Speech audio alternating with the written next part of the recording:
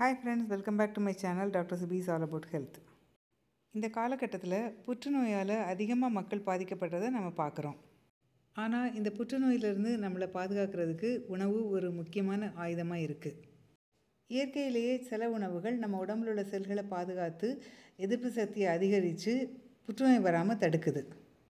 அந்த மாதிரி புற்றுநோய் வராமல் தடுக்கிற வந்தாலும் அந்த கேன்சர் செல்ஸை வளர விடாமல் தடுக்கிற டாப் 6 உணவுகள் என்னங்கிறத இந்த வீடியோவில் பார்க்கலாம் வாங்க. முதலாவது ப்ரொக்கோலியும் முட்டைகோஸ் போன்ற குரூசிஃபரஸ் காய்கறிகளும். இதில் சல்ஃபோரஃபேன்கிற காம்பவுண்ட் இருக்குது. இது கேன்சர் செல் வளர்ச்சியை தடுக்குது. முக்கியமாக மார்பக புற்றுநோய், ப்ராஸ்டேட் கேன்சர், மலக்குடலில் வர்ற கேன்சரை தடுக்குது.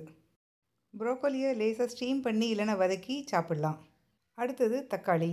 இதில் லைகோபீன்கிற பவர்ஃபுல் ஆன்டிஆக்சிடென்ட் இருக்குது. இது கேன்சரோட ரிஸ்க்கை குறைக்குது. முக்கியமாக வயிறு, நுரையீரல், ப்ராஸ்டேட்டுடைய புற்றுநோய்க்குரிய ரிஸ்க்கை குறைக்குது. இதை கொஞ்சம் எண்ணெய் சேர்த்து வேக வச்சு யூஸ் பண்ணோன்னா இதோட லைகோபீன் நல்லா அப்சார்ப் ஆகும். அடுத்தது பூண்டு. இதில் அலிசின் அப்படிங்கிற ஒரு சப்ஸ்டன்ஸ் இருக்குது. இது கேன்சர் உண்டாக்கக்கூடிய கெமிக்கல்ஸை தடுக்குது, இம்யூனிட்டியையும் பூஸ்டப் பண்ணுது. இதை நசுக்கியோ இல்லைன்னா குட்டி குட்டி பீசஸை வெட்டியோ சமையலுக்கு யூஸ் பண்ணலாம். பூண்டை உணவில் சேர்த்துக்கிறதுனால உணவு குழாய் கேன்சர், வயிறு பகுதியில் வர கேன்சர், மலக்குடல் கேன்சர் இதோடைய ரிஸ்க் ரொம்ப கம்மியாகும். அடுத்தது டர்மரிக்.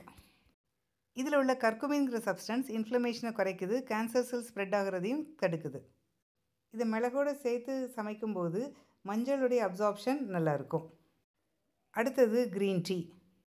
இதில் உள்ள கேட்டகைன் டிஎன்ஏ டேமேஜை தடுக்குது, கேன்சர் செல் க்ரோத்தையும் தடுக்குது. இதை ஃப்ரெஷ்ஷாக காய்ச்சி பால் சேர்க்காமலும் சீனி சேர்க்காமலும் குடிக்கணும். மார்பக புற்றுநோய், கல்லீரல் கேன்சர், ப்ராஸ்டேட் கேன்சர், மலக்குடல் புற்றுநோய் இதனுடைய ரிஸ்க்கை க்ரீன் டீ குறைக்குது. அடுத்தது கேரட். கேரட்டில் பீட்டா கேரட்டின் இருக்குது. அது ஒரு பவர்ஃபுல் ஆன்டிஆக்சிடென்ட். இந்த ஆன்டிஆக்சிடென்ட் ஃப்ரீ ரேடிக்கல்னால் வர டேமேஜை ரெடியூஸ் பண்ணுது.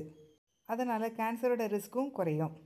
முக்கியமாக நுரையீரல், பிரஸ்ட் கேன்சர், ஸ்டமக் கேன்சருடைய ரிஸ்க்கை குறைக்குது. கேரட்டை பச்சையாவோ இல்லைன்னா வேக வச்சோ சாப்பிட்லாம். ஆனால் அதிகமாக இதை குக் பண்ணிடக்கூடாது. அதிகமாக குக் பண்ணால் இதில் உள்ள நியூட்ரியன்ஸ் எல்லாம் குறைஞ்சிரும். ஃப்ரெண்ட்ஸ், இந்த உணவுகளெல்லாம் கட்டாயமாக டெய்லி சாப்பாட்டில் சேர்த்துக்கோங்க, ஹெல்த்தியாக இருங்க. ஓகே ஃப்ரெண்ட்ஸ், அடுத்த வீடியோவில் இன்னும் இன்ட்ரெஸ்டிங்கான விஷயத்தோடு உங்களை மீட் பண்ணுறேன். Until then take care, see you, bye bye.